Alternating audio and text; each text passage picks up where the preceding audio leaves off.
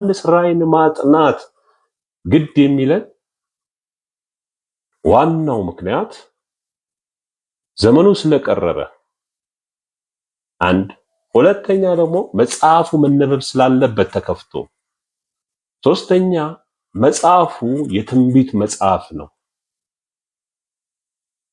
የትንቢት መጽሐፍ ነው። ትንቢቱን ማስተዋል አለብን የተጻፈበትን።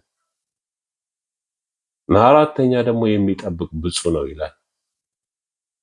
ስለዚህ በዘመን መጨረሻ ላለን የተጻፈ መጽሐፍ እንደሆነ ደግመን ደጋግመን ተናግረናል። በዘመን መጨረሻ ላለን ለኛ